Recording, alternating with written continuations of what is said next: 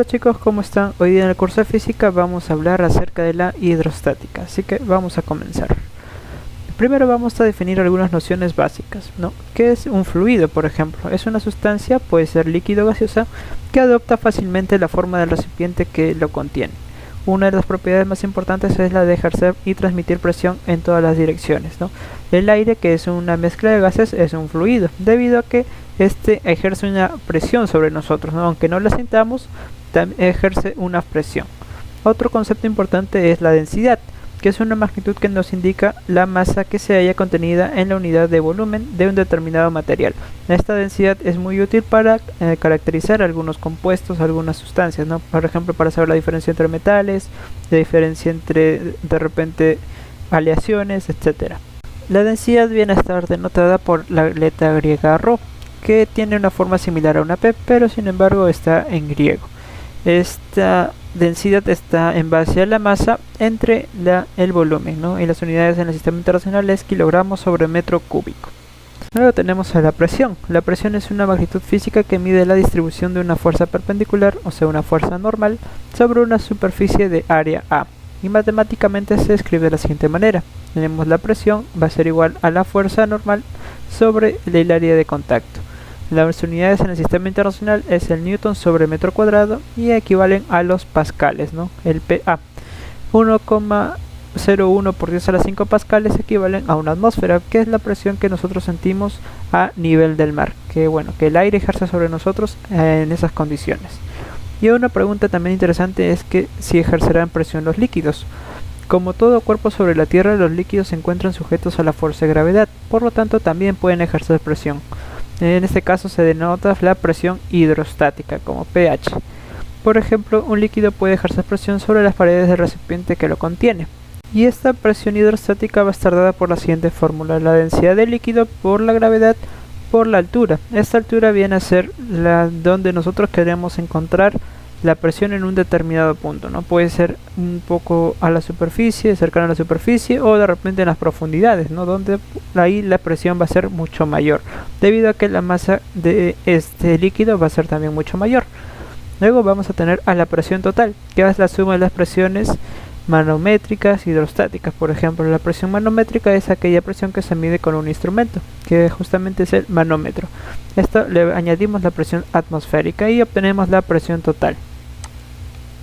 Algunas observaciones importantes son que la presión hidrostática depende solamente de la profundidad, más no de la forma del recipiente que contiene al líquido. O sea, podemos tener un recipiente circular, un recipiente de forma cuadrada, solamente va a depender de la profundidad.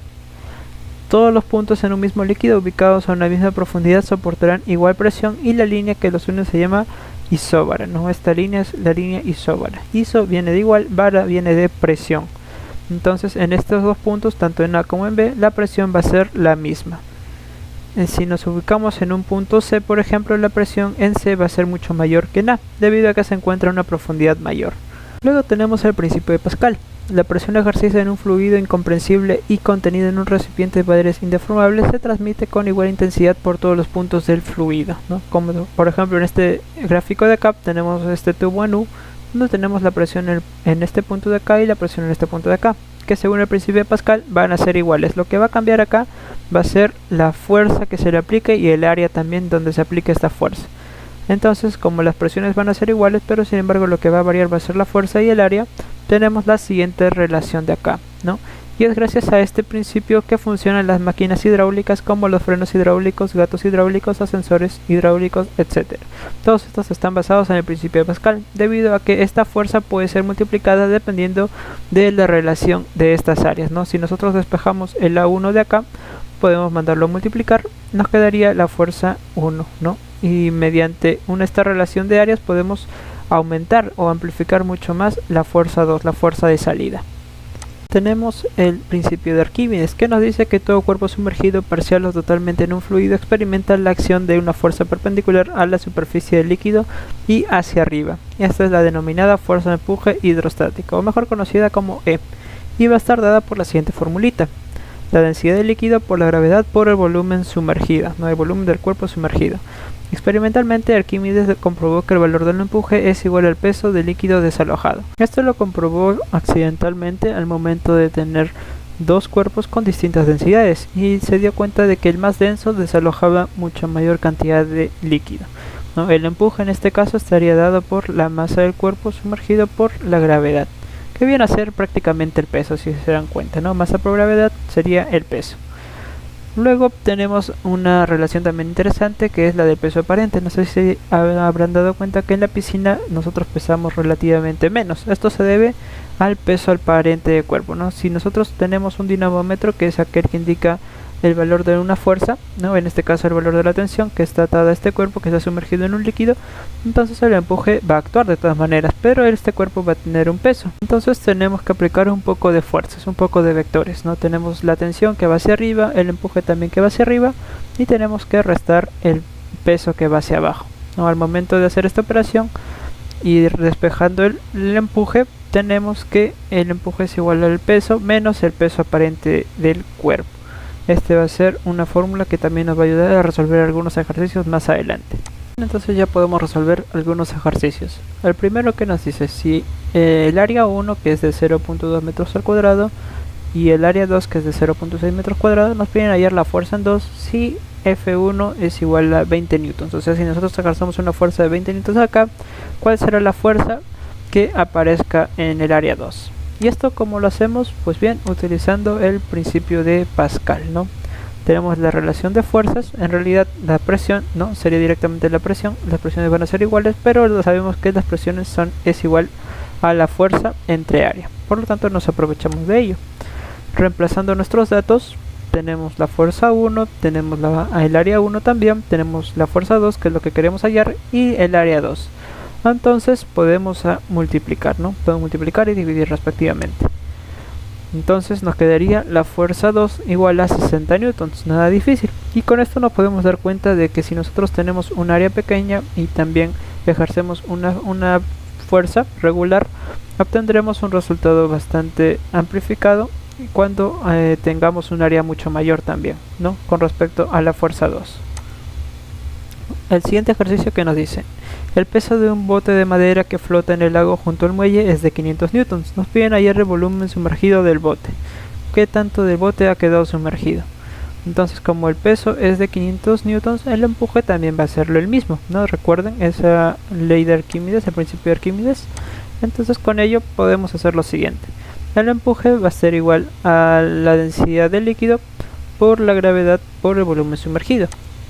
En este caso, como el empuje es igual al peso, entonces lo podemos reemplazar. Recordemos que la densidad del agua es 1000 kilogramos sobre metro cúbico, o si quieren también 1 gramo sobre centímetro cúbico también es la densidad del agua, pero en este caso nos sirve más utilizar el 1000. La gravedad es de 9,8 metros sobre segundo y tenemos ya el volumen sumergido. Ok, solo nos queda operar. El volumen sumergido en este caso será de 0.051 metros cúbicos, ¿no? Con respecto al bote. ¿Qué tanto el bote se ha sumergido? En realidad es bastante poco. El tercer problema nos dice que un bloque de madera flota en el agua con 65% de su volumen sumergido. Nos piden calcular la densidad del bloque de madera. Entonces, ¿cómo hacemos esto? Pues bien, tenemos que utilizar dos combinaciones acá. Tenemos primero que el empuje es igual a la densidad del líquido por la gravedad por el volumen sumergido. No, recordemos que el volumen sumergido es el 65% del volumen total. Por lo tanto, lo ponemos de esta manera. Ya sabemos que la densidad del agua es de 1000 kilogramos sobre metros cúbicos y ya tenemos la densidad, ¿no? 9,8. Pero esto a su vez es igual al peso. Recordemos que es el peso del cuerpo, ¿no? Entonces el peso también puede estar dado de esta manera: la masa por la gravedad, ¿no? La masa de la madera. Pero nosotros sabemos algo importante, que la masa es igual a la densidad por el volumen. ¿Pero la densidad de qué? La densidad de la madera, ¿no? Recuerden que la densidad es igual a masa sobre volumen, pero si nosotros despejamos la masa obtendríamos esta relación de acá. La gravedad con la gravedad se van a cancelar de todas maneras y de yapita se va a ir también el volumen, ¿no? Si nosotros tenemos esta relación de acá, entonces volumen con volumen se va y no solamente nos quedaría la densidad de la madera, ¿no? Que es justamente lo que nos piden. 600 kilogramos sobre metro cúbico. Bien, como cuarto problema tenemos lo siguiente: se realiza el experimento de Torricelli en un lugar donde la presión es 1,2 atmósferas, siendo el líquido utilizado aceite cuya densidad es de 0,9 gramos sobre centímetro cúbico. Determinar la altura de la columna en metros y nos dan esta relación de acá, de 1 atm es igual a 1,01 por 10 a la 5 pascales. El experimento de Torricelli es bastante importante debido a que nos dice que justamente el volumen desplazado de un líquido es, dependiendo del lugar, de la presión donde se esté, va a desplazar el líquido. En el caso de Torricelli él utilizó mercurio y el valor que le dio a nivel del mar, o sea a una atmósfera, fue de 760 milímetros, ¿no? Y es por eso que también se usa como una referencia. Una atmósfera es igual a 760 milímetros de mercurio, también es una forma de hallar la presión. En este ejercicio tenemos que tomar en cuenta lo siguiente: tenemos que tener en cuenta que las presiones en todo el líquido, en toda la superficie del líquido, va a ser igual. La presión en A va a ser igual a la presión en B, pero hay que tener en cuenta que la altura que tiene este tubo de acá también va a ser importante, ¿no? Porque nosotros vamos a tomar la referencia desde este punto de acá. Entonces lo que tendríamos que hacer, que la presión en A va a ser justamente la que el aire esté ejerciendo en este punto de acá, pero la presión en B va a estar en función a este tubito de acá, no la presión que ejerce este vacío, digamos de así. Entonces, ¿cuál va a ser esa presión? Pues la tenemos acá, ¿no? Que va a estar en función de la densidad, de la fuerza de la gravedad y de la altura que nosotros tenemos que hallar. La presión que ejerce en A sabemos que es la presión del aire, por lo tanto la presión del aire va a ser de 1,2 atmósferas en este caso, ¿no? Y si queremos convertirlo a pascales, pues usamos nuestro factor de conversión. Una atmósfera es igual a 1,01 10 a la 5 pascal. Entonces ya tenemos todo para poder hallar nuestra altura en metros, ¿no? Al final, resolviendo esta ecuación no tan difícil, tenemos que la altura es de 13,74 metros, que es bastante alto para hacer un experimento a escala. Pero bueno, esas son las condiciones del ejercicio. Bueno chicos, hasta acá ha sido la clase de hoy, espero que les haya podido gustar y nos vemos en la siguiente clase. Cuídense mucho, nos vemos, bye.